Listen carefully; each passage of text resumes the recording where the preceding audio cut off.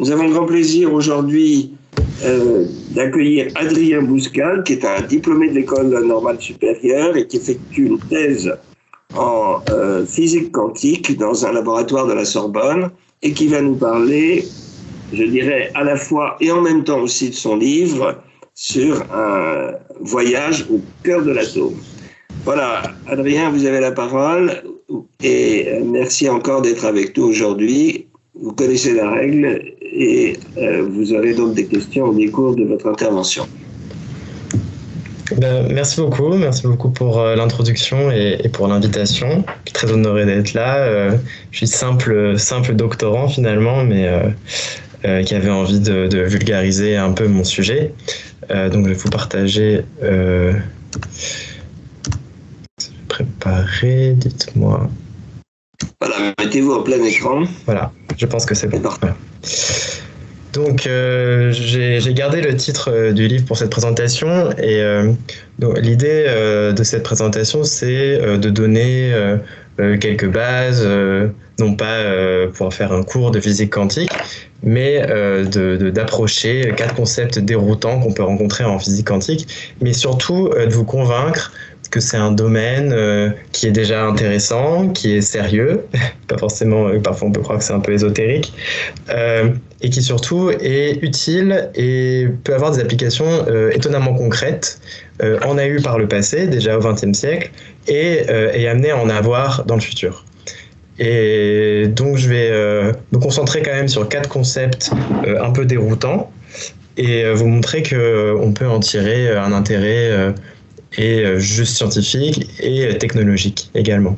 Donc ça va pas être une redite sur la conférence de monsieur Arnaud Boiteux il y a quelques mois qui parlait d'information quantique 100%. Là, ça va être un peu plus sur des concepts fondamentaux de la physique quantique. Et c'était aussi du coup l'idée du livre dont je vous parlerai à la fin.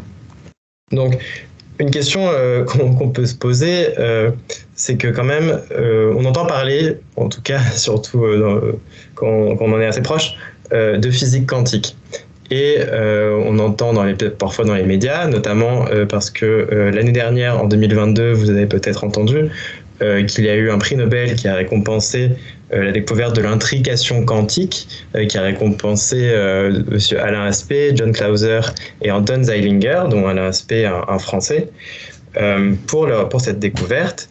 Et on en a un peu entendu parler. Mais il y a plein d'autres situations où on peut parfois entendre parler de la physique quantique, enfin en tout cas du mot quantique, parfois dans des choses beaucoup plus ésotériques, comme sous la plume du docteur Deepak Chopra. Et ça, on verra que c'est un mot là, ici qui est utilisé à mauvais escient. Et de manière encore plus farfelue finalement, par exemple dans la nouvelle production des studios Marvel, sortie il y a quelques mois seulement, sobrement intitulée Quantum Mania. Et donc si je vous montre, ça c'est une vision du monde quantique selon les studios Marvel. Évidemment, et la vision de Deepak Chopra et celle de Marvel, en fait on ne comprend même pas vraiment pourquoi en tant que scientifique, les gens en fait s'approprient ce mot pour en dire un peu n'importe quoi. Et c'est une des rares situations quand même où on considère que comme on ne comprend pas, comme ça a l'air un peu magique, eh bien on peut dire n'importe quoi. Et je vais essayer de vous prouver que c'est pas vraiment magique et que c'est une science à part entière. Et donc on peut pas, non pas que ça soit choquant, mais on ne peut pas inventer n'importe quoi qui se rattache à ce mot-là. Donc, pourquoi je vous conseille, moi, de vous intéresser à la physique quantique? Déjà, voilà, pour éviter qu'on nous raconte n'importe quoi, on voit parfois des titres dans des journaux pas forcément scientifiques, justement, dire voilà, des scientifiques ont créé un trou noir quantique qui va détruire l'univers, des choses comme ça, ont superposé des animaux, enfin, etc. Et c'est un peu difficile parfois de comprendre ce qui est vrai, ce qui est l'effet d'annonce et ce qui est du pur ésotérisme. Parce que, en fait, c'est intéressant parce que ça nous sort de nos intuitions, ça nous sort de notre zone de confort, et il y a des choses très belles qui peuvent se passer quand on commence à regarder le monde des atomes, de la lumière et de tout ce qui compose la quantique. Et aussi parce que, contrairement à ce qu'on peut imaginer, c'est pas complètement ésotérique, c'est pas une affaire de quelques théoriciens dans leur tour d'ivoire ou de quelques scientifiques fous avec des lasers. En fait, ça a déjà bouleversé notre quotidien, notamment avec les applications que je vous montre ici rapidement, et je pense que j'aurai l'occasion d'en reparler. Donc d'abord, qu'est-ce que c'est ? Il faut quand même une définition, ce que je ne vous ai pas encore donné. Et pour ça, je vais parler un peu de la dichotomie habituelle qu'on a quand on étudie la physique, entre ce qu'on appelle la physique classique et la physique moderne. Donc la physique classique, pour faire très caricatural, c'est la physique qu'on apprend à l'école. Donc si vous avez été au lycée, si vous avez peut-être fait un peu de physique à un moment, c'est celle qui va décrire les phénomènes qu'on va dire intuitifs, et c'est celle qui a été développée avant le XXe siècle. Donc c'est celle qui va décrire la mécanique, l'acoustique, l'hydrodynamique, donc la mécanique des fluides, et ce genre de physique, on pourrait dire du quotidien, entre guillemets. Et donc la physique, si vous en avez déjà fait, c'est quand même très mathématique, on a des équations pour décrire le mouvement, et parfois ça peut sembler un peu artificiel. Pourquoi on a besoin d'un formalisme aussi complexe pour juste décrire le mouvement d'une bille qui roule, par exemple? Et bien c'est nécessaire, les scientifiques se sont rendus compte au fur et à mesure des siècles que c'est important, car même dans cette physique dite un peu du quotidien, certains phénomènes vont être fondamentalement contre-intuitifs. Par exemple, un grand classique, c'est de demander, dans le vide, donc si on enlève l'air, et qu'on laisse tomber une boule de bowling et une plume, laquelle va tomber le plus vite?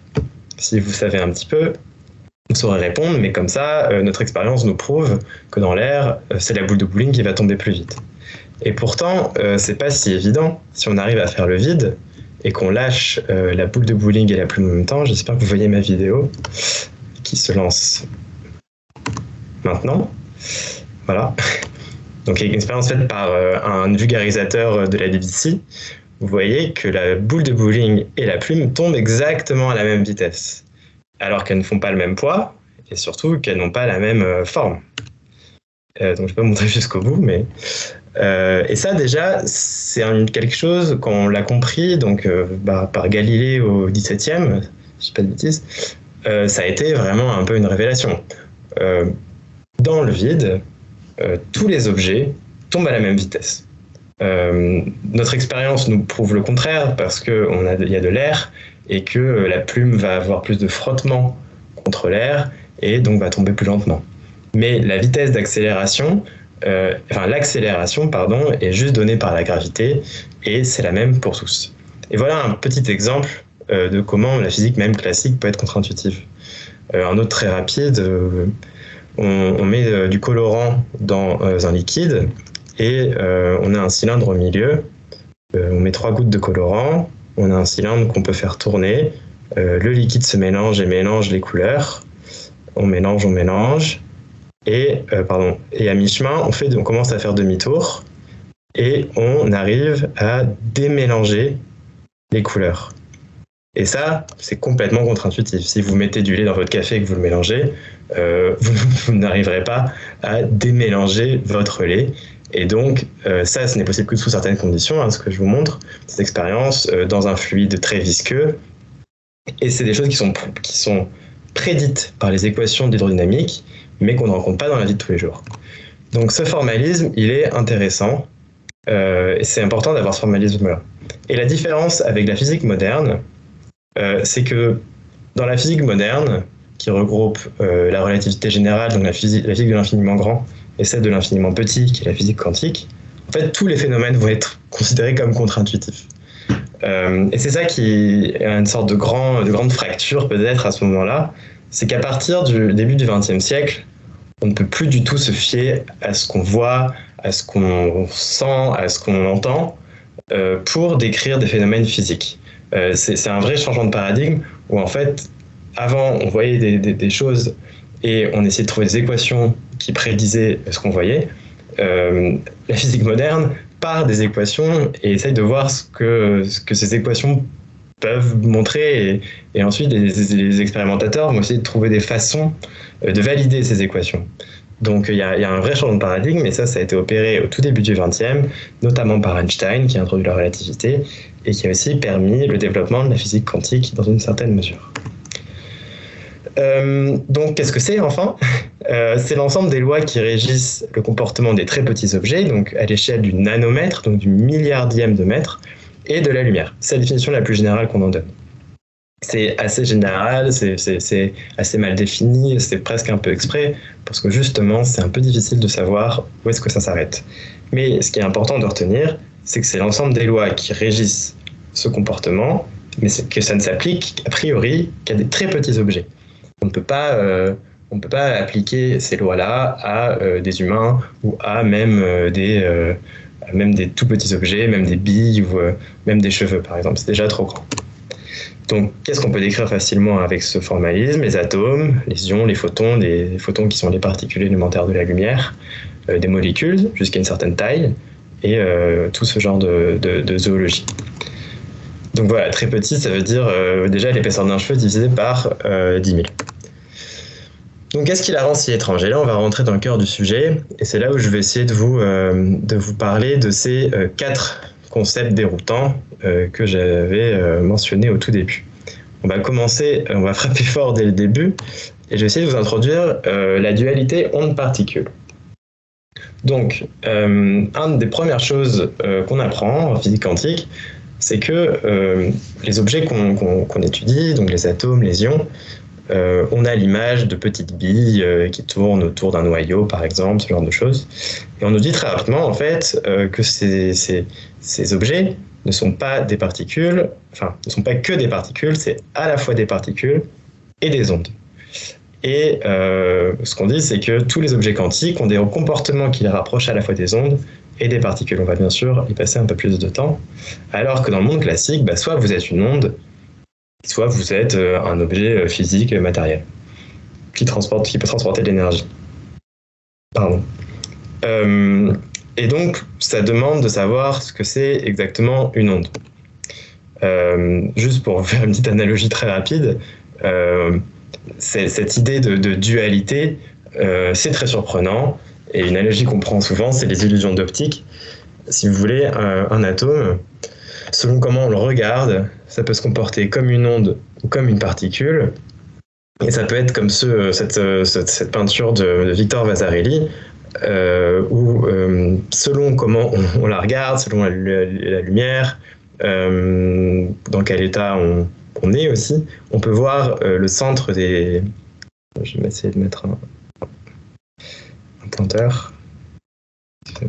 Voilà, le centre des cubes ici, on peut avoir l'impression qu'ils pointent vers nous ou qu'ils pointent vers l'arrière. Et il n'y a pas de réponse définie, c'est selon comment on le regarde, on peut avoir l'impression que ça pointe vers l'avant ou vers l'arrière, et l'œuvre a été faite de manière à ce qu'il n'y ait pas de vraie réponse.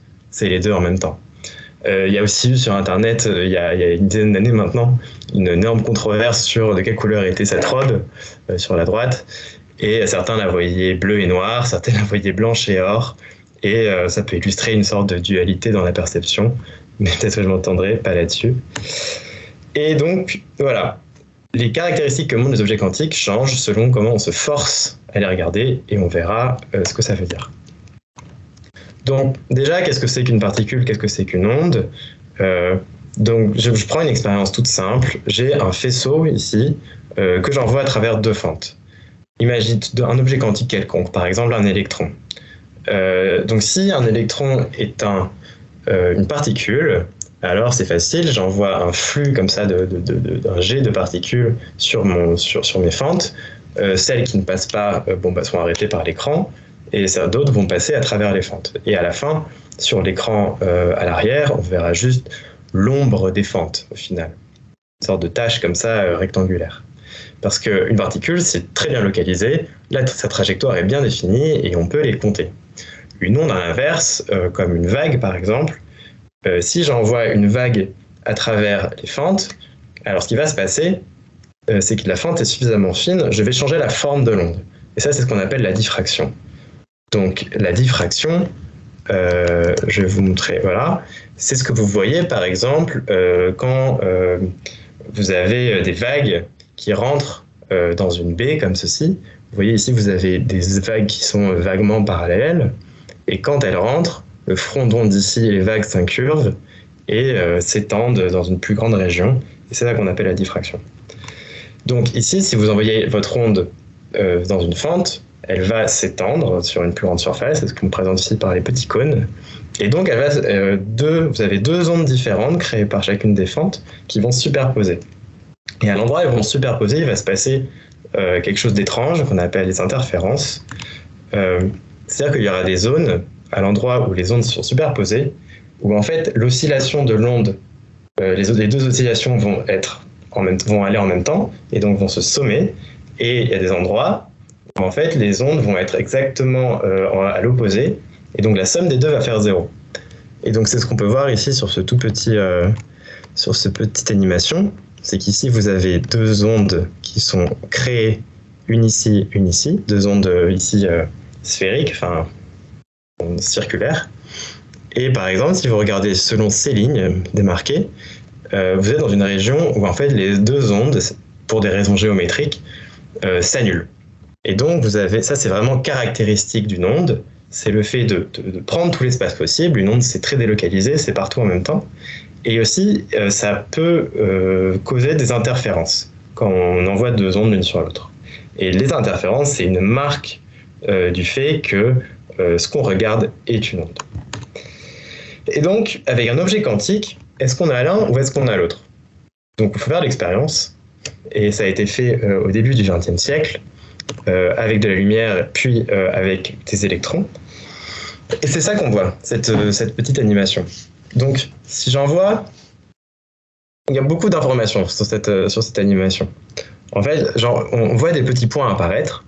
Donc, on a tendance à dire, ok, mon électron que j'ai envoyé se matérialise en un point de l'écran. Donc, ça veut dire que c'est une particule qui est localisée, parce que ça fait comme un point. Ça fait pas des bandes directement, comme si c'était des interférences. Mais par contre, si on envoie donc un point, le premier électron se matérialise, donc on se dit c'est une particule.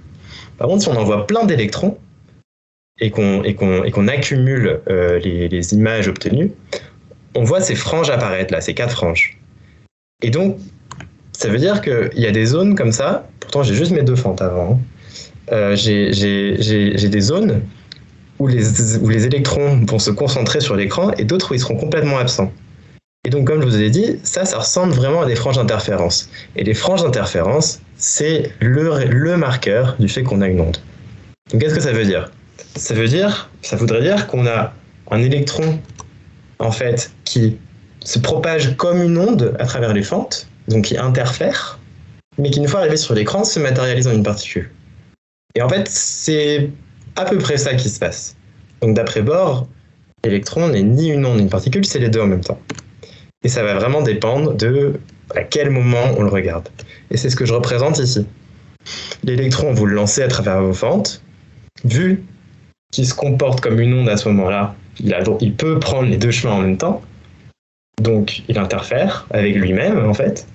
Et ensuite, il se matérialise sur un point de l'écran. Donc, par exemple, voilà, ce qui se passe, c'est j'ai mon faisceau, des interférences, et boum, quand j'arrive sur l'écran, j'ai l'électron se matérialise à un endroit. Mais si j'envoie mon deuxième électron, hop, il va se matérialiser à un autre endroit. Mon troisième électron à un autre endroit. Et là, c'est comme ça que je vais construire cette figure que je vous montre dans l'animation. Donc c'est extrêmement contre-intuitif, parce que ça veut dire qu'on a un objet très complexe finalement, qui a des caractéristiques ondulatoires et des caractéristiques particulières, enfin de particules, et on dirait un peu qu'il choisit quand est-ce qu'il exhibe une ou l'autre des caractéristiques. Et ça, c'est un des fondements de la quantique, c'est qu'on ne peut pas définir les objets quantiques comme étant des ondes ou des particules. On peut dire peut-être que c'est une troisième chose, encore plus complexe, qui en fait exhibe des caractéristiques de l'un et de l'autre selon les conditions d'observation. Et c'est ce que finalement dit Heisenberg quand il dit que les ondes et la matière sont des entités distinctes et leur apparente dualité ne provient que des limitations de notre langage. Et sous-entendu, on n'a pas de mots suffisamment précis, suffisamment larges pour en fait englober ce que sont ces objets quantiques qui exposent ces deux caractéristiques. Donc une application de cette chose un peu étrange qui est la dualité, c'est l'effet tunnel. Car en fait, voilà, vos particules, c'est à la fois des particules et des ondes, donc elles peuvent peut-être un peu prendre des avantages des deux situations. Imaginez, vous avez juste une particule, vous la lancez contre un mur, elle va rebondir dessus, sauf si vous la lancez suffisamment fort, elle va peut-être casser le mur. Ça, c'est ce qui se passe dans le monde classique, avec une balle de tennis, par exemple. Maintenant, vous envoyez une particule quantique contre un mur quantique qui peut être, en fait, imaginez une sorte de grille. Donc, vous envoyez votre onde à travers la grille, imaginez une vague, par exemple, et il y a une partie de l'onde qui va être réfléchie et une partie qui va passer au travers. Et maintenant, vous avez une particule qui est à la fois onde et particule. Donc, vous avez votre onde qui se propage, qui est réfléchie en partie et qui traverse en partie. Et maintenant, si vous regardez si vous faites une mesure, si vous voulez vraiment la voir où est l'objet, et parfois, il va se manifester derrière la barrière et d'autres fois, avant. Donc, c'est comme si vous aviez une particule que vous avez lancée et de temps en temps, elle va, sans casser la barrière, elle va se manifester de l'autre côté.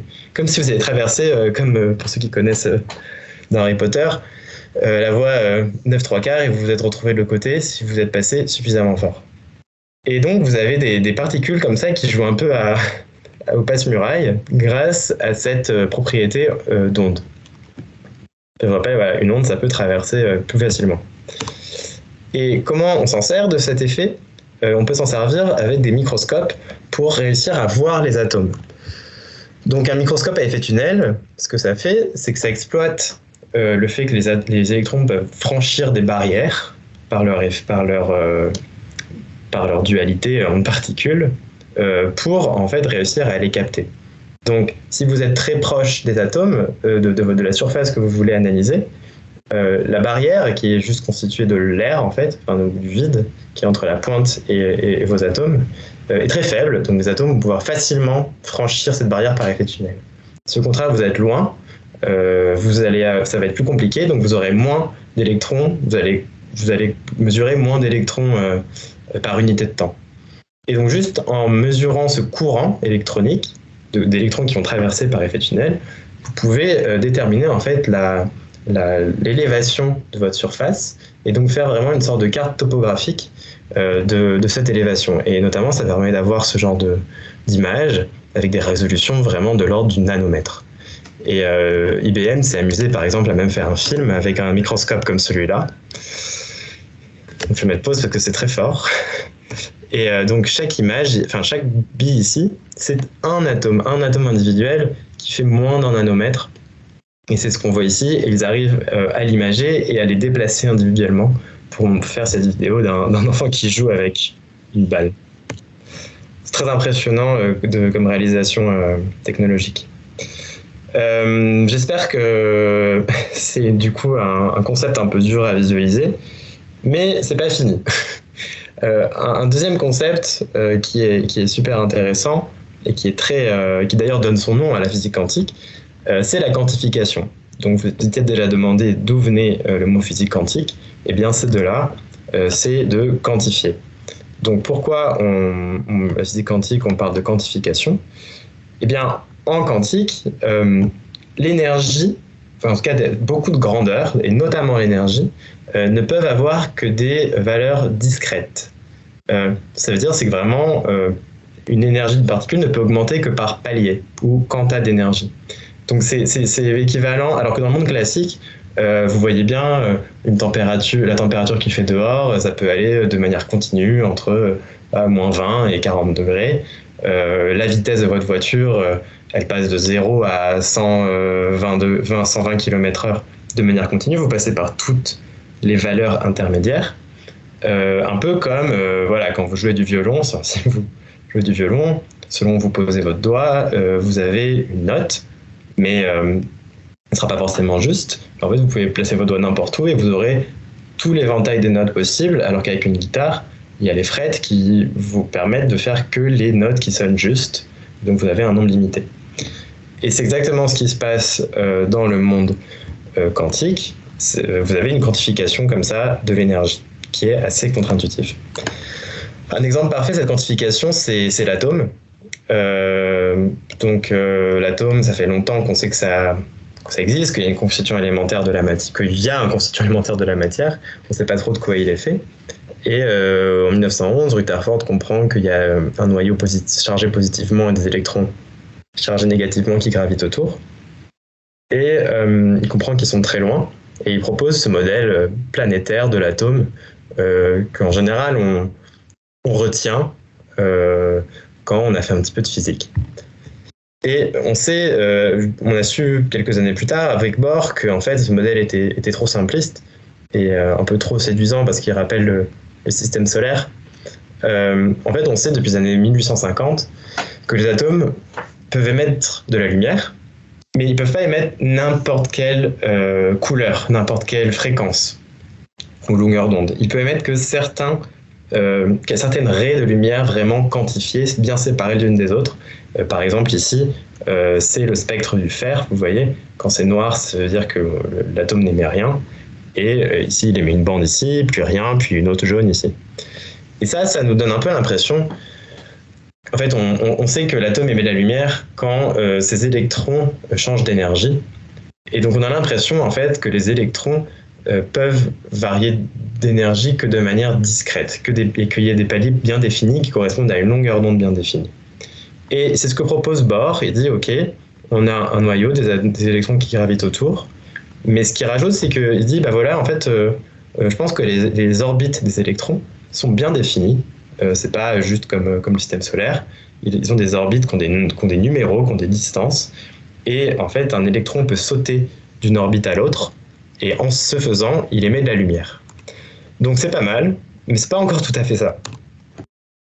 Et pour savoir en gros comment les physiciens aujourd'hui considèrent l'atome, il faut faire une toute petite digression sur qu'est-ce qui se passe quand on met une onde dans une boîte. Donc qu'est-ce que ça veut dire dans une boîte ? Par exemple, vous prenez un fil, si vous fixez deux extrémités comme ça, et que vous l'agitez très peu, même assez peu, vous voyez en fait une sorte de forme en fuseau comme ça se créer assez facilement. Et si là j'arrive, là je vais peut-être pas y arriver, mais si j'arrivais à l'exciter mieux et plus fortement, on verrait deux fuseaux. Donc, c'est pas très convaincant, je sais pas si on voit en fait à la caméra. Mais le fuseau, en fait, c'est cette forme-là. Et si on excite 2 fois plus vite, en fait, on va avoir cette forme-là de l'onde qui va apparaître de manière assez naturelle. Et ça, c'est ce qu'on appelle des harmoniques. En fait, quand vous excitez une onde qui est bloquée aux deux extrémités, vous avez naturellement ces formes-là qui vont apparaître. Et en fait, vous pouvez vraiment tester avec une corde. Et ce qu'on appelle le fondamental ici, et ensuite les harmoniques. Et il ne va y avoir que ça, en fait, que ces formes possibles. Et en fait, elles ont des énergies différentes. Et comme il n'y en a qu'un nombre quantifiable, en fait, enfin un nombre dénombrable plutôt, vous allez avoir en fait juste un certain nombre de niveaux d'énergie pour votre onde. Et comme les électrons, je vous ai dit dans la première partie, c'est des particules, mais aussi des ondes, vous pouvez imaginer qu'un électron autour du noyau, en fait, il est un peu confiné parce que c'est une charge négative et le noyau, c'est une charge positive qui l'attire et qui du coup l'empêche, lui tend comme une sorte de filet autour du noyau qui l'empêche de sortir et le bloque. Et donc l'électron se sent un peu comme dans une boîte. Et donc vous allez avoir cette sorte de niveau fondamental et harmonique qui vont apparaître dans l'onde électronique, mais cette fois en 3 dimensions. Donc c'est complètement difficile de se représenter à quoi ça ressemble, mais on va essayer je vais essayer de vous montrer à quoi ça peut ressembler. Donc vous avez, pas forcément, donc là c'est des visualisations qui sont faites pour montrer par exemple à quoi peut ressembler un électron. Attention, c'est bien des ondes, c'est bien des formes pour un seul électron autour d'un atome. Donc vous avez, donc là, si vous voulez, là, ce que je vous montre, en fait, c'est un peu comme ces formes de cordes, mais à 3 dimensions. En fait, c'est des choses beaucoup plus complexes. Et c'est vraiment des ondes d'électrons. Et tous ces petits points, en fait, c'est c'est les positions où peut se trouver l'électron, parce que vous souvenez-vous, l'électron, c'est à la fois une onde d'une particule, c'est difficile à représenter, et donc là, le choix a été fait de représenter l'électron comme un nuage de positions possibles. Donc vous voyez, c'est des formes assez folles en fait, assez jolies, je trouve. Et donc on a toute une zoologie finalement, selon l'énergie, selon la catégorie d'atomes, de formes de nuages électroniques autour de notre noyau. Et pour constituer un atome complet, en fait, il faut sommer toutes ces formes un peu folles de nuages, de plus en plus grandes. Et là, on commence à avoir une vision un peu précise de ce qu'est un atome, mais du coup un peu complexe. Mais finalement, c'est ça qu'il faut retenir quand même, c'est que pour imaginer des objets en quantique, on est obligé de se résigner à voir des choses complexes. Et donc, par exemple, voilà la façon la plus simple, voilà le nuage électronique le plus simple qui correspondrait à l'électron le plus proche du noyau, donc juste une boule toute simple. Si on monte au niveau d'énergie suivant, on a 2 lobes comme ça, et si on va au 3e niveau, on a quelque chose de plus complexe. Et donc voilà, si on a un atome à 3 électrons, on a la somme de ces trois formes de nuages autour de notre noyau. Donc un électron qui serait dans ce nuage-là, en perdant de l'énergie, va émettre de la lumière dans une de ces lumières possibles. Donc ça, finalement, je ne vous ai pas trop parlé d'application ici, mais celle qui est assez claire, cette compréhension de la quantification, c'est ça qui nous permet d'avoir des lasers. Parce que quand vous avez un atome qui passe d'un état excité à un niveau fondamental ici, il va émettre une raie, donc une lumière à une longueur d'onde donnée, et c'est exactement ça un laser en fait. C'est une source lumineuse qui a une fréquence extrêmement bien définie et qui émet toujours à cette fréquence-là et où tous les photons émis en fait se ressemblent et vont dans la même direction. Alors qu'une lampe comme ça à filament, en fait, ça émet la lumière dans toutes les directions, en fait, de plein de longueurs, de plein de couleurs différentes. Et le laser, si je dois vous en convaincre, ça a permis vraiment beaucoup d'applications, du CD à la découpe, à la mesure, à la télémétrie, enfin, plein d'applications. La troisième, et je vais peut-être aller un peu plus vite là-dessus, qui est peut-être la plus connue des propriétés de la physique quantique, c'est l'indétermination quantique ou ce qu'on appelle le principe de superposition. Maintenant, j'espère que vous avez commencé à accepter que des objets quantiques ne se comportent vraiment pas comme on attend qu'ils se comportent dans le monde réel, enfin dans le monde classique. Et là, voilà, encore une chose qui renverse, c'est quand vous avez une balle devant vous, vous pouvez dire cette balle est rouge. Voilà. Elle est seulement rouge, elle a des propriétés physiques qui lui sont intrinsèques et qui sont bien définies. Et vous pouvez dire aussi cette balle, elle est à cette position-là, c'est clair. Eh bien, un objet quantique, c'est même pas aussi simple. Il peut être dans plusieurs états à la fois. Et en fait, mesurer 2 fois la même chose peut donner des résultats complètement différents. Et c'est ça qu'on appelle la superposition.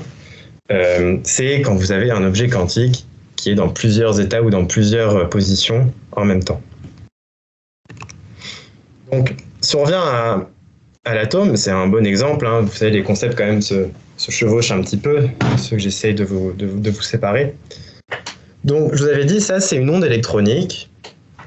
C'est-à-dire, ce sont des positions où mon électron peut se trouver autour de l'atome.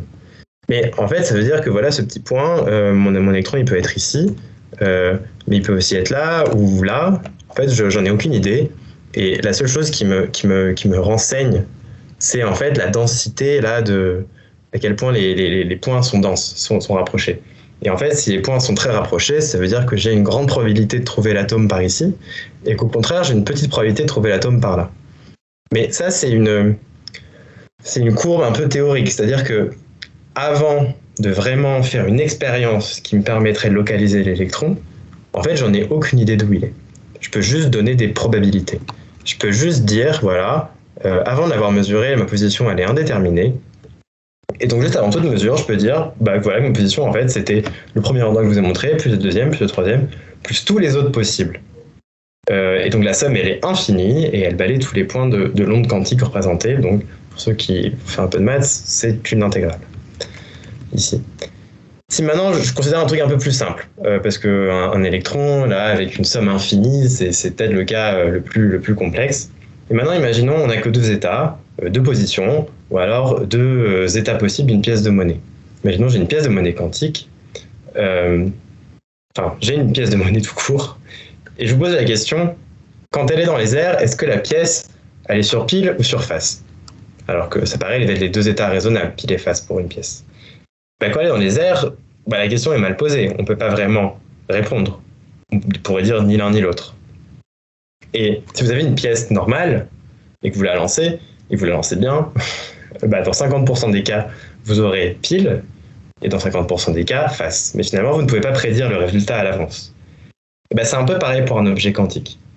C'est-à-dire que chaque mesure d'un objet quantique est une sorte de tirage aléatoire sur tous les états possibles que peut prendre cet objet.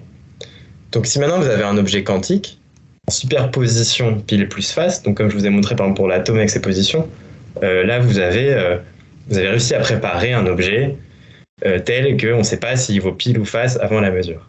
Donc si maintenant j'ai plein de pièces quantiques et que je les lance une après l'autre, et je vais obtenir le même résultat en fait. Je vais avoir 50% de pile et 50% de face. Et donc là, on se demande c'est quoi la différence en fait. J'ai juste introduit une sorte de notation un peu compliquée pour définir un état, mais qui finalement donne le même résultat que si j'avais des pièces classiques.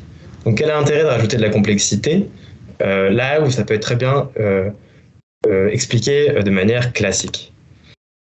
Et la différence, elle est un peu subtile, mais voilà, en une phrase, ce qu'on pourrait dire, c'est que c'est juste une question de connaissance. Donc, votre pièce, votre vraie pièce, si vous lancez une pièce, son mouvement est régi par les lois de la mécanique classique qu'on connaît très bien donc depuis Newton. Et donc, en fait, c'est le hasard du pile ou face, c'est du faux hasard.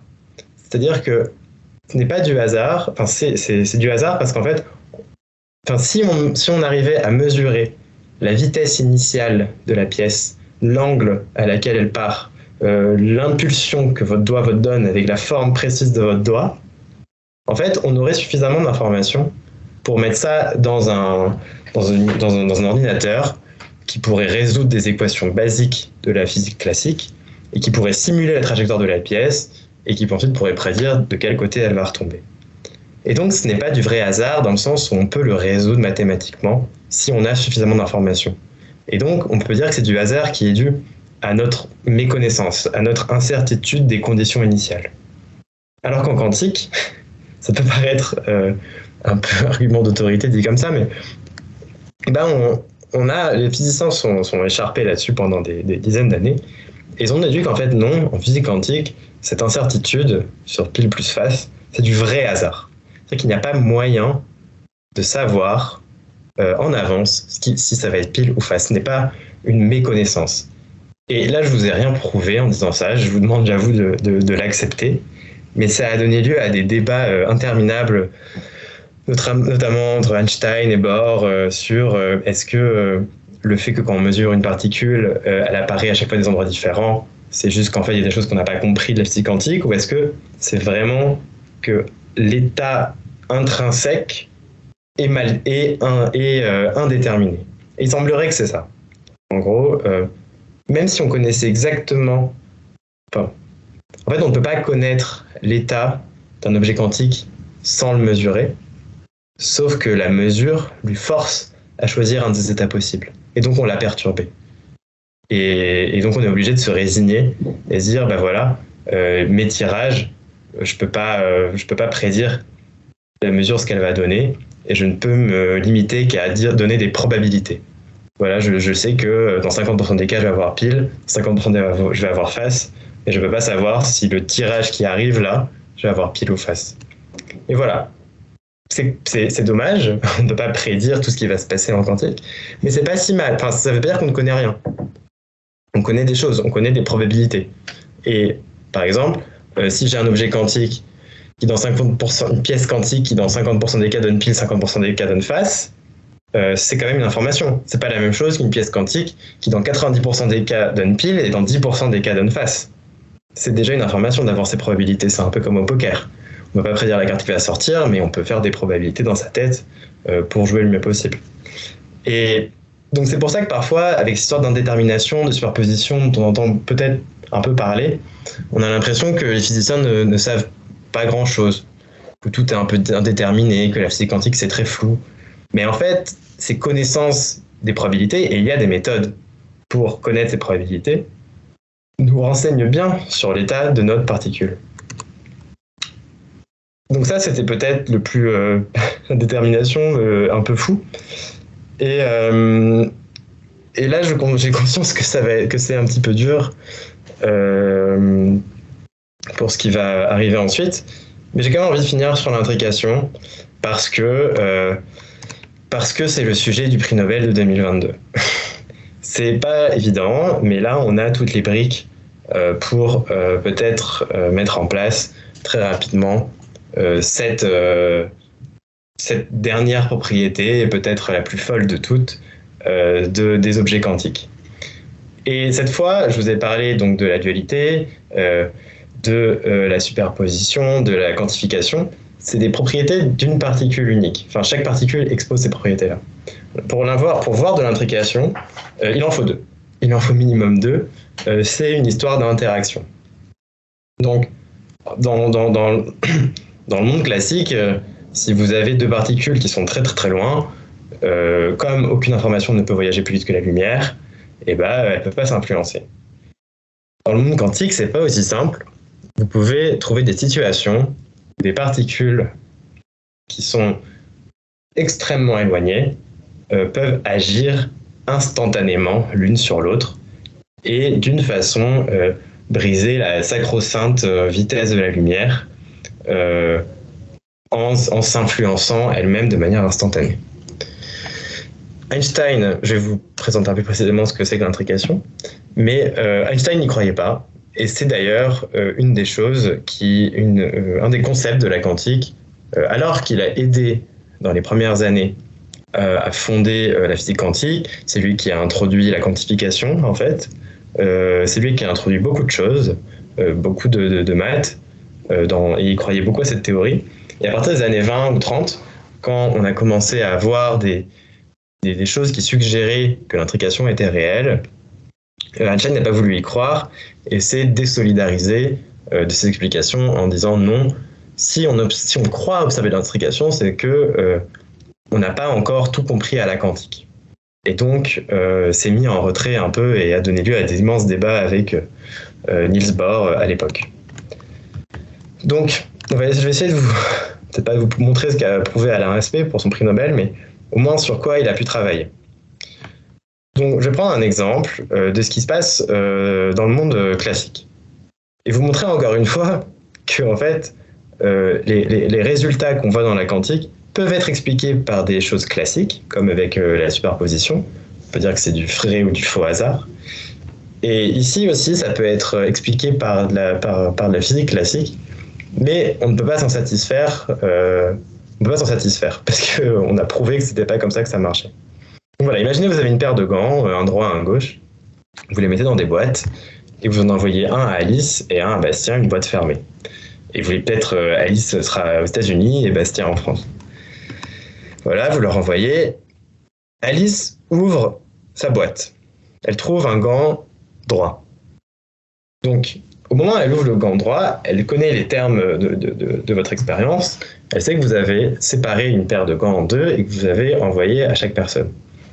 Et donc, au moment où elle ouvre son gant et qu'elle découvre le droit, elle sait instantanément que Bastien a le gant gauche en sa possession avant même que Bastien l'ait ouvert.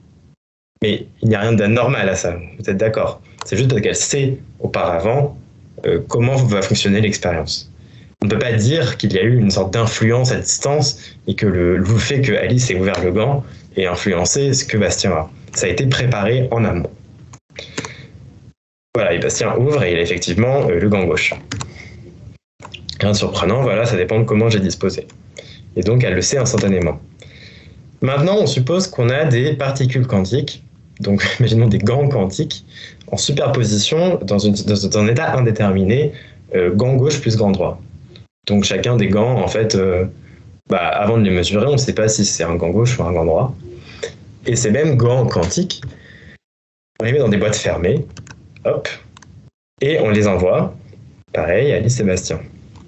Et la même expérience, Alice ouvre sa boîte, elle trouve le gant droit. Et là, ce qu'on dit, c'est que le fait qu'elle ouvre, qu'elle mesure qu'elle a le gant droit, va y avoir une influence instantanée sur la boîte de Bastien. Son gant était encore en superposition, dans un état indéterminé.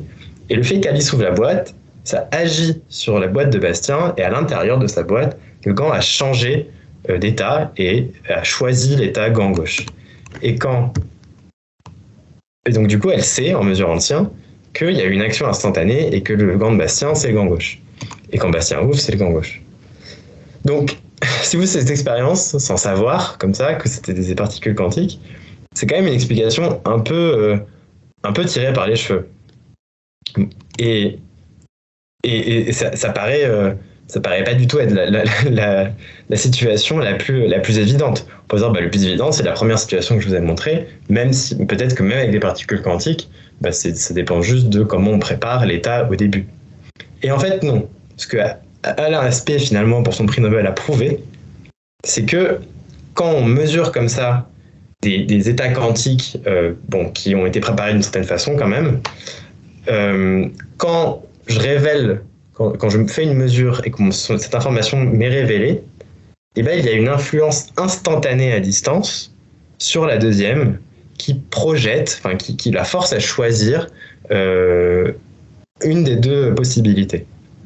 Et donc la mesure d'Alice, la mesure de son état, a une action instantanée sur l'état du gant de Bastien. Donc c'est un peu fou, c'est un peu difficile à croire avec cet exemple de gant, parce qu'on sait très bien que ça marche pas comme ça. Mais finalement, vu que les boîtes étaient fermées au début, qu'est-ce qui nous prouve que nos gants, quand on les ouvre, ça marche pas comme ça? Bon, il y a des façons de le faire. Et en quantique, c'était les deux théories qui se battaient. En fait, Einstein était un vrai défenseur de la première, c'est-à-dire, en fait, si Alice voit le gant droit et Bastien le gauche, c'est pas qu'il y a une influence, c'est juste qu'à la base, elle avait le gant gauche dans sa boîte fermée. Et du coup, la mesure quantique n'a fait que révéler à la vue d'Alice et Bastien dans quels états étaient leurs gants à la base. Alors qu'aujourd'hui, ce qu'on sait, grâce à Alain Aspect, c'est que non, ça ne marche pas comme ça, il y a une influence instantanée. Et si on observe ce genre de corrélation, c'est-à-dire à chaque fois que Alice mesure droit, il y a gauche, parce qu'en fait c'est ça qui arrive en fait, c'est que là on a fait l'expérience une seule fois, mais si je le refais à chaque fois, ce qui va se passer, c'est qu'à chaque fois qu'Alice va mesurer gauche, Bastien va avoir droit. Et si à chaque fois que Alice mesure droit, Bastien va avoir gauche. Donc il y a une sorte de corrélation entre les mesures, et ça ne peut... Donc c'est soit expliqué par une préparation en amont, soit par cette influence à distance. Et Alain Aspect a montré que c'est forcément dû à une interaction à distance, ça ne peut pas être une préparation en amont. Et la conclusion de ça, peut-être c'est ça qu'il faut garder en tête, c'est que des particules quantiques qui vont interagir entre elles, on ne peut pas les décrire individuellement. On est obligé de considérer comme un état quantique complexe, et en fait quand on les sépare, même à l'infini, c'est juste une sorte d'état juste très délocalisé dans l'espace, mais qui agit comme un seul système physique, et quand en fait on en mesure la moitié, l'autre est influencé.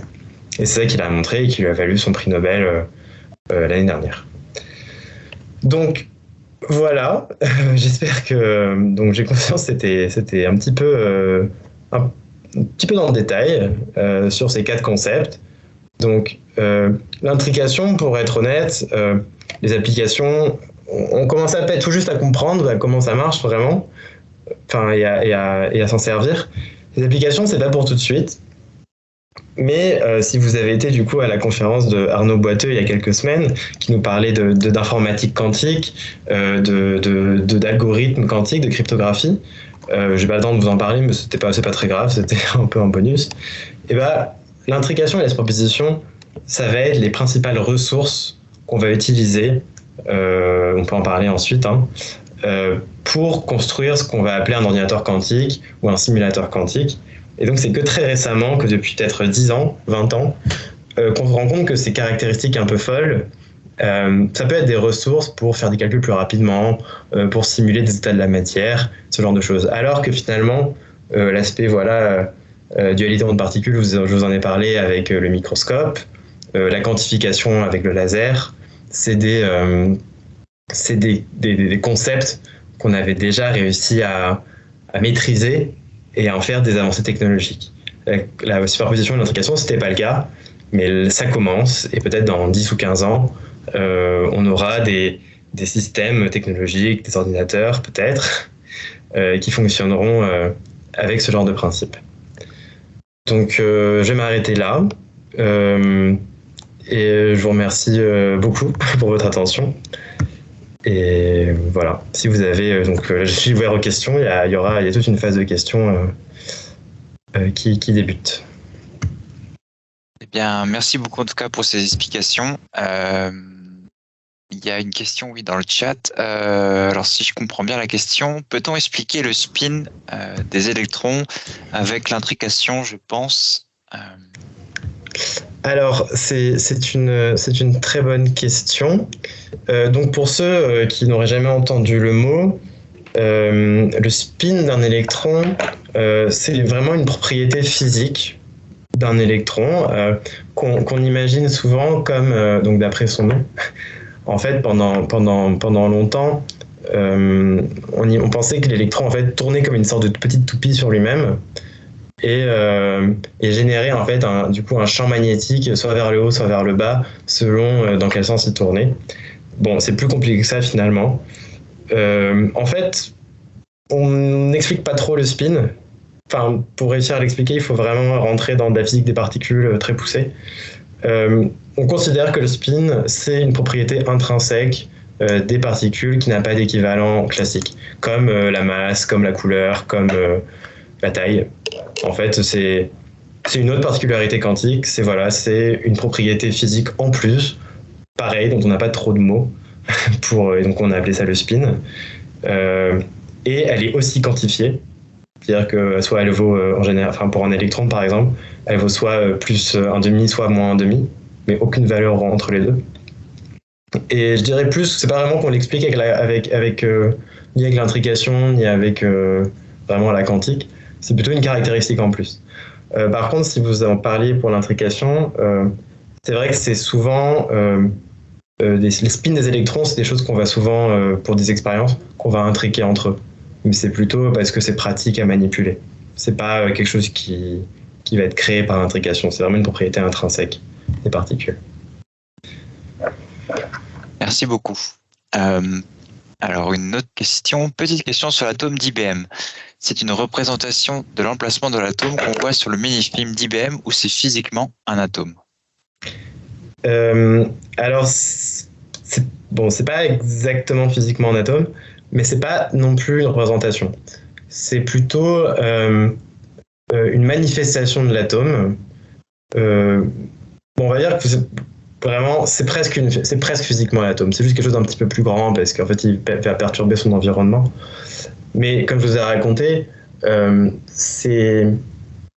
les images sont reconstruites. Donc peut-être que c'est ça la question aussi.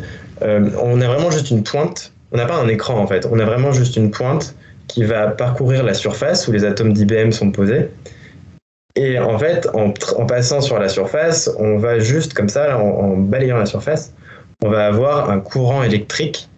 On va juste récupérer un courant électrique qui va varier en fonction de la position et qui nous donne l'indication sur du coup la hauteur, enfin la topographie finalement de ce qu'on regarde. Et donc il y a quand même un travail de reconstitution qui du coup on va transformer l'information en position et en courant en une valeur de hauteur, et donc l'image est reconstruite. Donc c'est pas une petite caméra qu'on a mis, il y a quand même du post-processing. Par contre, c'est vraiment des informations très directes sur où est vraiment physiquement l'atome. Mais ce n'est pas une photo, c'est ça la question. Alors, selon le principe d'incertitude, comment mesurer la vitesse d'une particule sans connaître sa position et inversement? Alors c'est une bonne remarque dans le sens où, enfin, c'est un autre des concepts de la quantique, donc que j'ai pas eu le temps d'évoquer et qui est aussi un concept très fondateur. C'est le principe d'incertitude de Heisenberg qui dit qu'on ne peut pas mesurer avec une précision infinie la position et la vitesse d'une particule. Ce qu'il dit, c'est que mieux on connaît la vitesse d'une particule, moins on va connaître sa position, et vice-versa. Et en fait, il y a beaucoup de façons de mesurer l'un sans l'autre. Et en fait, vu que le principe d'incertitude interdit de mesurer les deux, c'est en fait toutes les mesures font ça. Par exemple, vous mettez un écran juste devant un faisceau d'électrons, l'endroit où il va apparaître en fait donne sa position, mais on va pas pouvoir tirer d'informations sur la vitesse à ce niveau-là, parce que en fait vous pouvez pas, par exemple, faire comme une balle et regarder l'impact, parce qu'en fait un électron, ça perturbe tellement peu votre système qu'en fait vous n'aurez pas ce genre d'informations, vu qu'en fait s'il arrive sur un écran étant lui-même constitué d'atomes plus grands que l'électron, vous n'aurez pas d'impact. Donc vous allez juste pouvoir revenir à la position avec ça. Et parfois vous avez d'autres expériences, par exemple qui mettent une électrode qui va modifier la trajectoire de votre faisceau d'électrons, et avec la position que vous mesurez, vous pouvez revenir à la vitesse à l'endroit où il y avait l'électrode, mais vous ne savez pas où elle était par rapport à l'électrode, par exemple. Donc en général, quand on a l'impression d'arriver avec une expérience qui permet de mesurer les deux en même temps, c'est en général qu'il y a un truc auquel on n'a pas pensé. Merci. Pourquoi lorsqu'on envoie un électron sur un écran, l'onde s'effondre, alors que ce n'est pas le cas quand il traverse les lentilles? Effet tunnel. Alors, c'est une bonne question, mais en fait, peut-être que j'ai pas été très clair au début sur les expériences que je montrais, parce que je parlais un peu de manière non différenciée des expériences avec la lumière et les électrons. Je parlais surtout des électrons quand même. Mais donc, quand vous envoyez de la lumière sur une lentille, en fait, le milieu est transparent, donc le photon traverse la lentille sans être absorbé, et donc sa fonction d'onde ne s'effondre pas. En fait, un électron, quand on fait ces expériences de fentes Young, c'est les deux fentes que je vous avais montrées, et qu'on a besoin, par exemple, de focaliser ou d'agrandir le faisceau. En fait, c'est pas vraiment des lentilles qu'on utilise, parce que pour le coup, là, les électrons, ils percutent la lentille. Ça va être plutôt alors on va appeler ça des lentilles, hein, mais par analogie avec la lumière, mais ça va être plutôt des sortes de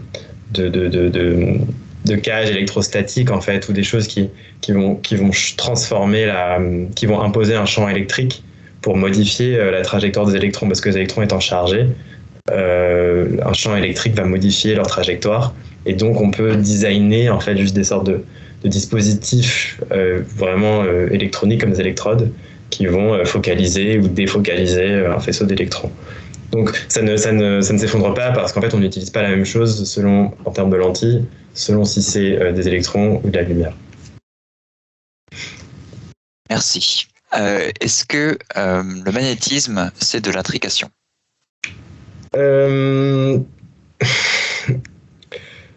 Alors c'est compliqué de répondre comme ça.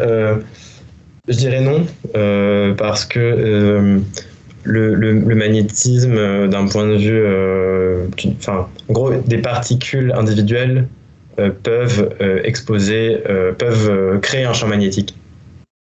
Donc si on part du principe, voilà, facile à se rappeler, s'il n'y a qu'une seule particule, il ne peut pas y avoir d'intrication.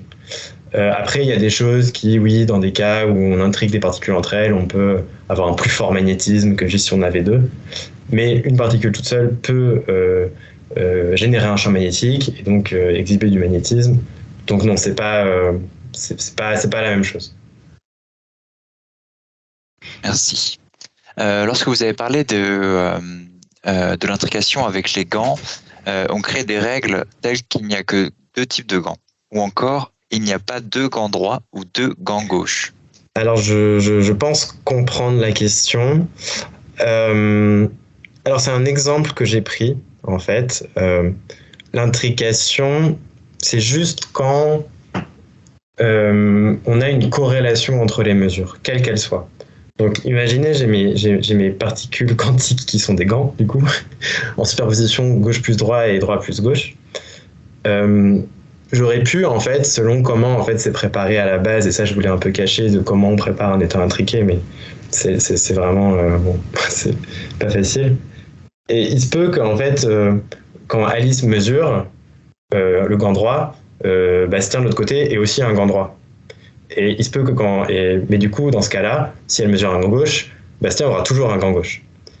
Il faut juste qu'il y ait une corrélation entre les mesures des deux. Mais ça peut être du coup une corrélation en mode ils ont la même chose, ou une corrélation, ils ont des choses différentes à chaque fois. Donc l'une et l'autre sont valides, ça dépend juste des propriétés du cas particulier de l'expérience. C'est juste que là, c'est un peu plus marrant de faire qu'ils ont l'un et l'autre. Mais pour parler de particules, par exemple, on intrigue souvent les spins entre eux, et le spin, il est soit vers le haut, soit vers le bas. Et voilà, on dit que les particules sont intriquées si les 2 spins sont toujours dans le même sens, ou s'ils sont toujours dans des sens opposés. C'est juste il faut juste qu'il y ait une influence systématique de l'un sur l'autre. On ne dit pas dans quel sens. Merci beaucoup. Quand vous parlez de distance à propos de l'intrication, de quel ordre de grandeur parle-t-on? Alors, c'est une excellente question.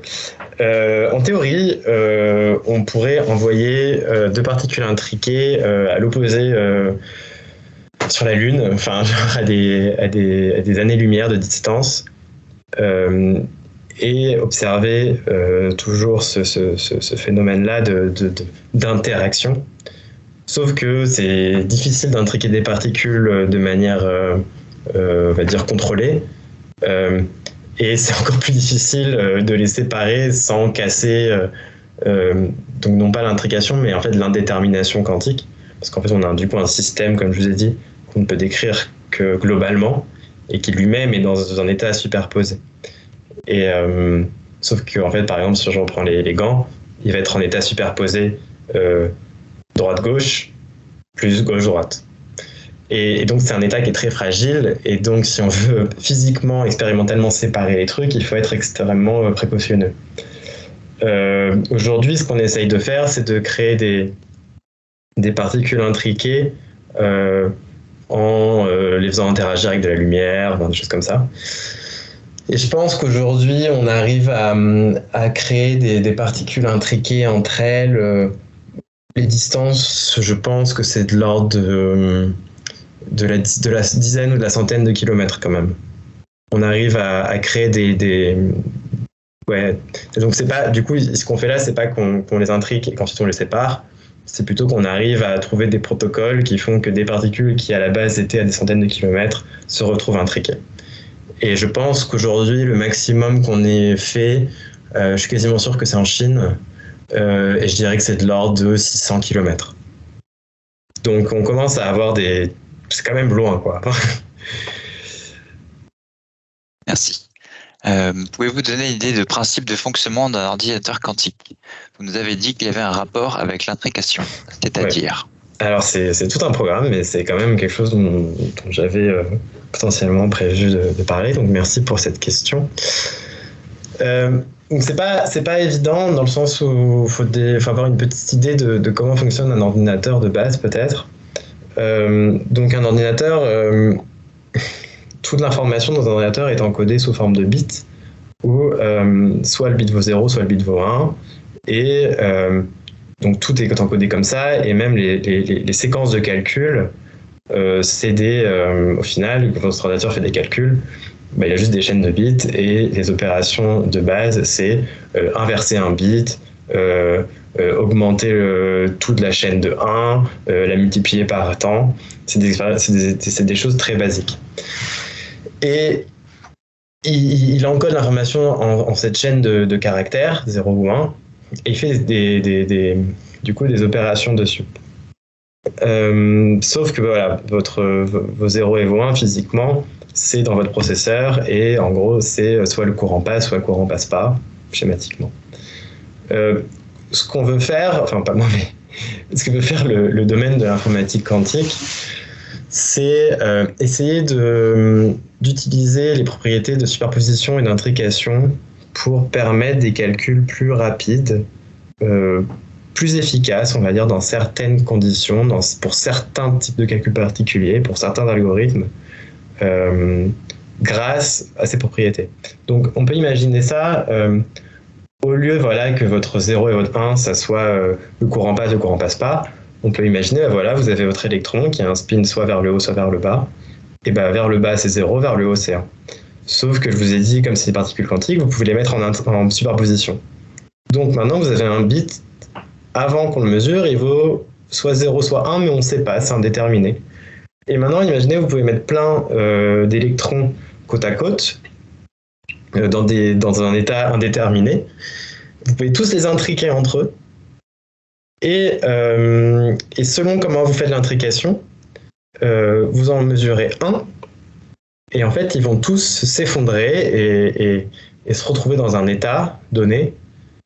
Et ça sera le résultat de votre calcul. Donc, dans des cas particuliers, en fait, vous pouvez imaginer par exemple, vos bits classiques, dans un temps classique, c'est vous avez des cartes avec marqué 0, 1, 0 d'un côté et 1 de l'autre, et quand vous faites vos calculs, vous avez vos cartes posées devant vous comme ça. Et vos calculs, c'est juste vous retournez des cartes une à une, plus ou moins rapidement.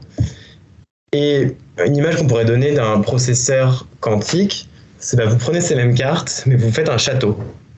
Et du coup, vous ne pouvez pas vraiment dire, quand elles sont dans le château, si elles sont 0 ou 1, parce qu'elles sont en superposition, enfin l'état est indéterminé. Et en plus, elles sont toutes les unes sur les autres, et donc elles dépendent toutes l'une de l'autre. Et ça représenterait l'intrication. Et votre calcul, c'est juste vous allez tirer une carte du château, tout va s'effondrer, mais ça va être instantané, et du coup, vous allez pouvoir lire le résultat. Donc ça, c'est un exemple un petit peu... peut-être un petit peu trop d'analogie, un peu presque un petit peu romantique, mais c'est un peu l'idée, c'est de réussir d'exploiter ces propriétés-là pour certains calculs très particuliers. Mais attention, en fait, ce qu'on se rend compte, c'est que finalement, pour un algorithme donné, on va utiliser une propriété différente de la quantique. Donc, c'est ça peut-être le problème même aujourd'hui, c'est qu'il y a pas, c'est pas une solution miracle en fait pour rendre les ordinateurs plus rapides. C'est vraiment au cas par cas. On a des structures d'ordinateurs quantiques qui vont optimiser certains calculs. Bon, c'était une longue réponse, mais je pense qu'il y aura d'autres questions là-dessus. Donc, c'était très clair, merci. En quoi l'intrication ne viole pas la relativité, par exemple de la vitesse de la lumière? Alors ça, c'est une excellente question, qui n'est pas facile. Alors, ça ne viole pas. Alors le principal argument que je pourrais vous donner, c'est que la relativité, ce qu'elle dit, c'est qu'il ne peut pas y avoir d'informations qui se propagent plus vite que la lumière. Sauf que si on considère, il y a plusieurs interprétations de comment ça marche l'intrication. Mais on va dire que la plus communément acceptée, enfin que je peux vous dire comme ça, c'est que qu'il y a une sorte d'influence à distance qui est instantanée. Sauf qu'en fait, cette influence, elle n'apporte aucune information. Imaginez, vous avez... Donc parce que l'intrication, ça ne marche que si vous partez d'un état indéterminé à la base. Il y a des corrélations, mais à la base, votre état est indéterminé. Imaginez, vous avez quelqu'un sur la Lune, vous avez du coup deux spins intriqués. Je sais que à chaque fois que je mesure mon spin, l'autre spin va être exactement à l'opposé. Donc si moi je mesure un spin vers le haut, l'autre va aller vers le bas. Si je mesure vers le bas, il va aller vers le haut. C'est tout ce que je sais. L'intrication nous apprend que ça, en général. Donc, j'ai mon spin, enfin, je donne l'autre intriqué à quelqu'un d'autre qui va, je sais pas, sur la Lune. Et là, je me dis, ok, je vais essayer d'utiliser l'intrication pour envoyer un message. Mais en fait, vous ne pouvez pas. Parce que, à cause de l'indétermination quantique, la mesure elle-même est aléatoire. Ce qui veut dire que, ok, vous ne pouvez pas envoyer un message parce que vous allez mesurer votre spin, vous ne savez pas comment il est. Et donc, quand vous trouvez qu'il est vers le haut, vous savez que sur la Lune, il est vers le bas. Mais en fait, vu que votre mesure est aléatoire, l'information que vous avez sur celui qui est sur la Lune ne vous donne rien. Vous ne pouvez pas en fait programmer votre spin pour qu'il fasse une séquence, par exemple. Tout est aléatoire. Et donc, vous savez des choses sur des choses qui sont très loin, mais vous ne pouvez rien en faire, en fait, rien en tirer. Et donc, c'est dans ce sens-là que finalement, il n'y a pas d'information qui est transmise plus vite que la lumière. Alors, il y a peut-être une sorte d'interaction, il y a d'autres façons de le voir, hein, mais il n'y a pas d'information, donc on ne viole pas la relativité à ce niveau-là. Et voilà, c'est ce que je dis à Arnaud ensuite, on ne sait pas à l'avance ce qu'on va lire. Merci. Est-ce que les semi-conducteurs sont une application de toutes ces connaissances, par exemple les transistors? Alors peut-être pas directement. Enfin si, pardon. Oui, j'ai oublié comment fonctionnait un transistor. Si les semi-conducteurs, alors c'est pas aussi immédiat, mais la compréhension, en fait, alors si vous connaissez un tout petit peu, ça vient de la compréhension quand même de comment fonctionnent les métaux et de comment fonctionne le transport des électrons dans les métaux. Et donc les semi-conducteurs, en fait, c'est un type comme ça de matériaux où en fait les électrons se propagent de manière un peu particulière. Et je pense qu'on a peut-être trouvé des semi-conducteurs avant, mais en tout cas, la compréhension du phénomène et le design de semi-conducteurs pour faire ce qu'on voulait vient quand même de la compréhension de ce qu'on appelle du coup la matière condensée, qui est une sorte de progéniture de la physique quantique qui étudie en fait le comportement des électrons dans des matériaux denses en fait, dans des métaux et dans des structures cristallines. Et donc ça vient peut-être indirectement, mais c'est sûr qu'on a besoin de la physique quantique pour expliquer les semi-conducteurs, oui. Merci. Alors, il y a une question qui se rapproche un peu de celle de tout à l'heure. Je vais quand même vous la poser. Les particules intriquées impliquent-elles le dépassement de la vitesse de la lumière? Ah bah du coup je vous donne la même réponse. Ouais. Que ce qui compte c'est la vitesse de l'information. Alors il y a une autre façon de résoudre ce paradoxe de l'intrication. En fait c'est soit on admet que des particules qui sont très loin peuvent s'influencer instantanément, ce qui n'est pas forcément très justement pour ces histoires de vitesse de la lumière pas très sympathique. Enfin en physique on n'aime pas trop ça. La deuxième façon de s'en sortir, c'est de considérer qu'en fait les propriétés des objets ne leur sont pas intrinsèques. C'est-à-dire que on ne peut pas vraiment dire du coup qu'une balle est jaune, enfin en tout cas en quantique. On ne peut pas dire que un spin que le spin de l'électron est up ou down. Et en fait, il faut du coup accepter que les propriétés des objets dépendent de la mesure qu'on va faire. Donc dans tous les cas, il faut soit abandonner, donc ça on appelle la condition de réalisme.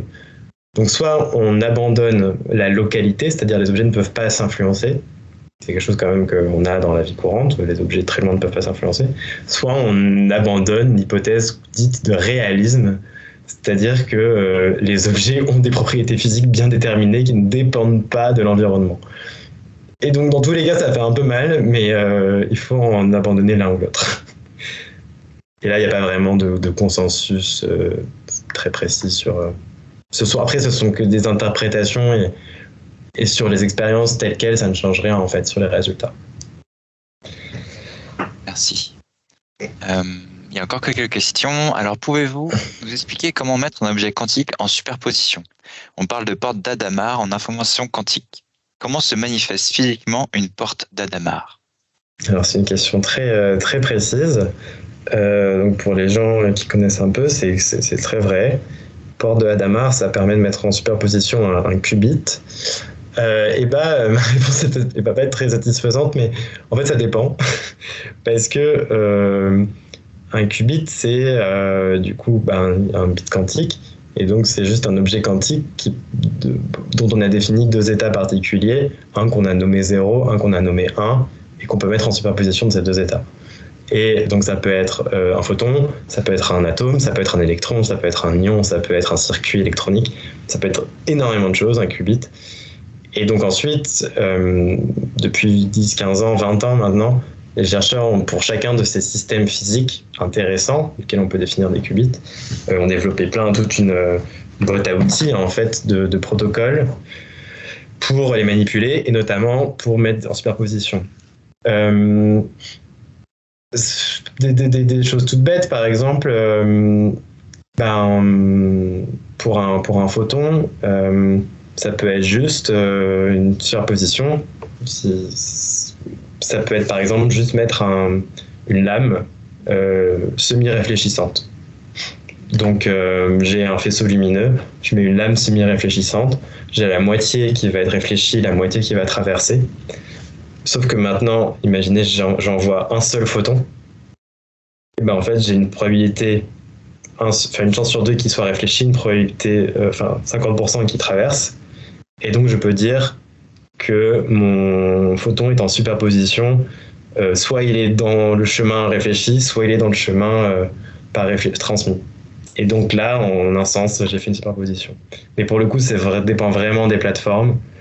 Ça peut être avec des impulsions lumineuses, c'est beaucoup avec des impulsions lumineuses.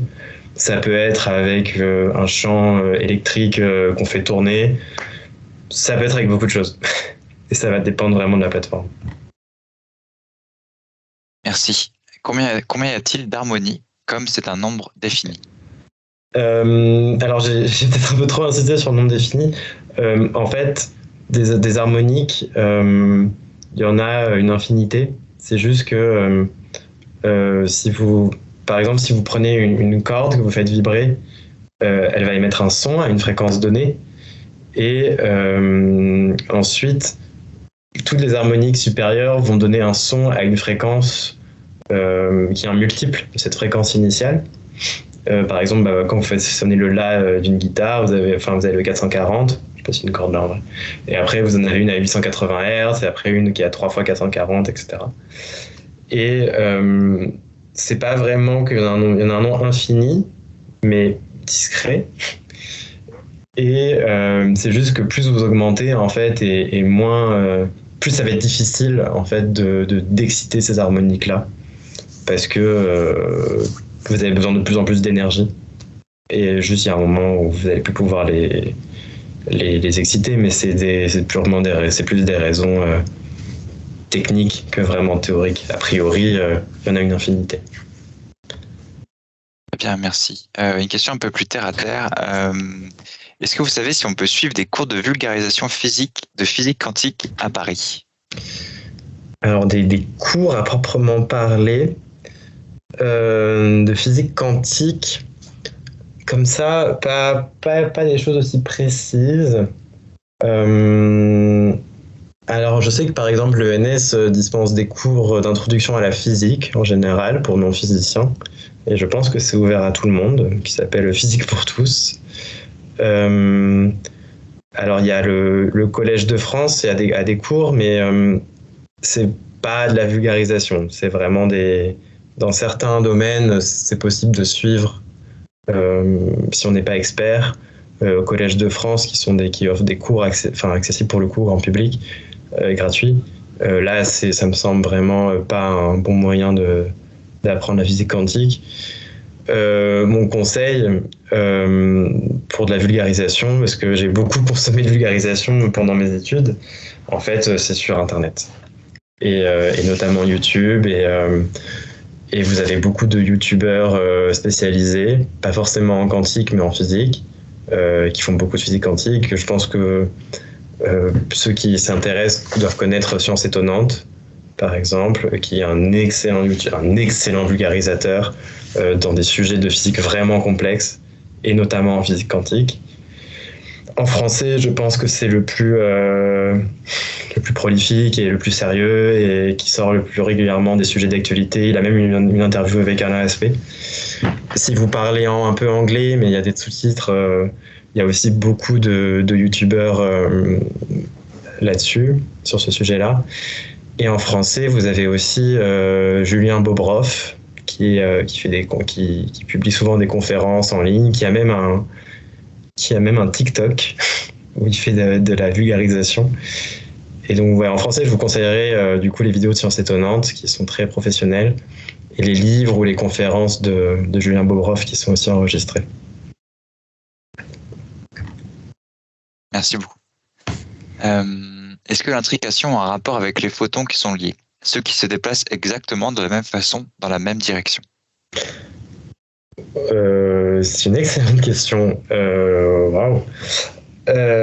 Alors, j'imagine que quand vous parlez des photons qui se déplacent dans la même direction, de la même façon, c'est peut-être ce que j'ai un petit peu évoqué avec le laser, parce qu'un laser, c'est ça finalement, on a un nuage.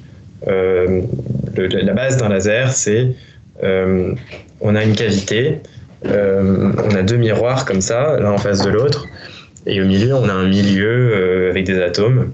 Et par d'une façon ou d'une autre, on arrive à exciter tous les atomes d'un coup. Et il y en a un qui commence à se désexciter, qui du coup émet un photon. Et quand en fait le photon rebondit sur le miroir et revient, il va stimuler la désexcitation des autres atomes. Et les photons émis vont être à la même fréquence parce ils ont tous été excités au même niveau d'énergie. Mais ils vont aussi être dans la même direction, dans la même polarisation, avec la même phase, ils vont être exactement identiques de la même façon. Mais c'est pas de l'intrication à ce niveau-là. C'est un effet collectif, ouais, mais c'est assez différent de ce que je vous ai présenté avant. Mais c'est quand même une excellente question dans le sens où il peut y avoir des effets comme ça collectifs des particules quantiques sans qu'il y ait nécessairement cette chose un peu étrange qu'est l'intrication. Bon, une autre question, y a-t-il une relation entre le mouvement brownien d'une particule et l'intrication?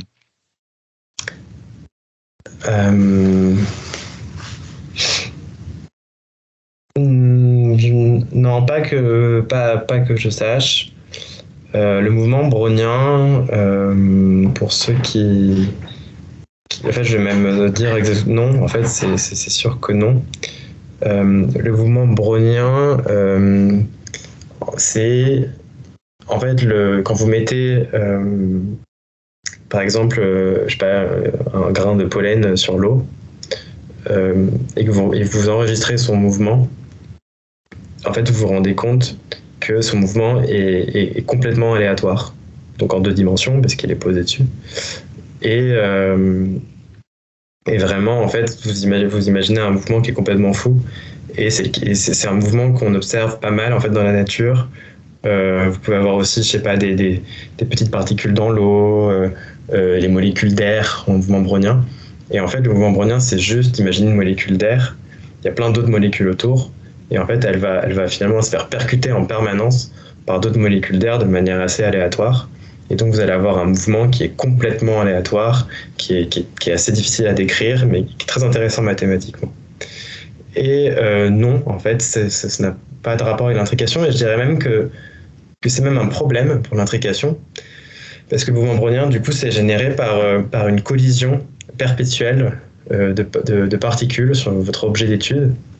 Et en fait, quand dans la présentation, je parlais de la superposition, je parlais de l'intrication, et je disais que c'était des choses très fragiles, et que je vous disais, voilà, quand c'est indéterminé, et que je fais une mesure, j'oblige ma particule à choisir un état.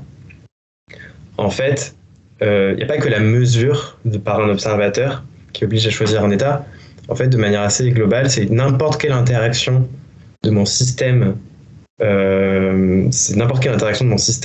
qui va détruire la superposition. Donc par exemple, si j'ai un électron qui est en superposition de spin 0 plus 1, quoi, enfin haut plus bas, la moindre interaction avec une molécule d'air qui va rentrer dedans va détruire cette superposition. Et je vous ai pas montré de photos d'expériences de physique quantique, mais en fait c'est des expériences assez lourdes parce qu'on a besoin du coup, la première chose, c'est qu'on doit faire le vide en fait. Dès qu'on veut manipuler des photons, des atomes uniques, des ions, même de la lumière, on doit faire le vide toujours parce qu'on n'a pas envie qu'une simple molécule d'air vienne perturber tout notre système et réduire à néant en fait toute la superposition qu'on a créée.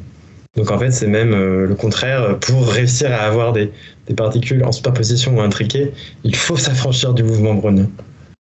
Un auditeur nous indique qu'il ne faut pas oublier le grand Feynman. Si vous croyez comprendre la mécanique quantique, c'est que vous ne la comprenez pas. Oui, et il faut toujours s'avouer très modeste face à la chose qu'on rencontre. Après, juste peut-être une dernière remarque pour finir là-dessus, c'est que c'est toutes ces histoires d'interprétation, est-ce qu'on brise la localité ou le réalisme, qu'est-ce que ça veut dire sur la nature de la matière, sur le fait qu'il y ait une interdétermination, tout ça. Il faut quand même maintenant se rappeler que c'est en fait finalement maintenant c'est des questions de philosophie des sciences. Et c'est pas forcément des questions qui, au jour le jour, en tant que physicien, occupent toute notre vie. C'est-à-dire que c'est des questions très importantes, mais en fait, la mécanique quantique et les lois de la quantique, même s'il y en a qui sont un peu bizarres, en fait, c'est une des théories les mieux vérifiées. C'est-à-dire que les prédictions sont excellentes, et chaque nouvelle expérience vient un peu confirmer la théorie mathématique sous-jacente. Donc il y a une incompréhension, il y a vraiment un paradoxe complet entre fondamentalement et physiquement, on a du mal à mettre des mots sur certaines choses, il y a des consensus qui ne sont pas du tout faits sur ce que c'est que la mesure, etc. Et d'un autre côté, c'est une des théories qu'on comprend le mieux, dans le sens où c'est celle qu'on prédit le mieux. Et d'un point de vue vraiment très terre-à-terre et scientifique, ce qui nous importe, c'est la prédiction. Donc il y a vraiment ce paradoxe entre les deux, et je pense que c'est important quand on est physicien de se poser un peu, de garder en tête ces questions de qu'est-ce que ça veut dire, qu'est-ce que ça implique, et ces choses-là. Mais c'est aussi quand même un problème pour les philosophes, et si on se posait toujours cette question-là, je pense qu'on ferait plus d'expérience. Bien, merci beaucoup en tout cas pour toutes ces informations que vous nous avez fournies sur le monde de l'infiniment petit. J'espère que ça vous a donné envie d'en savoir plus en tout cas. Je pense que oui. Bonne soirée à tout le monde. Et puis à bientôt sur l'événement de l'invité du jeudi. Merci beaucoup. Bonne soirée.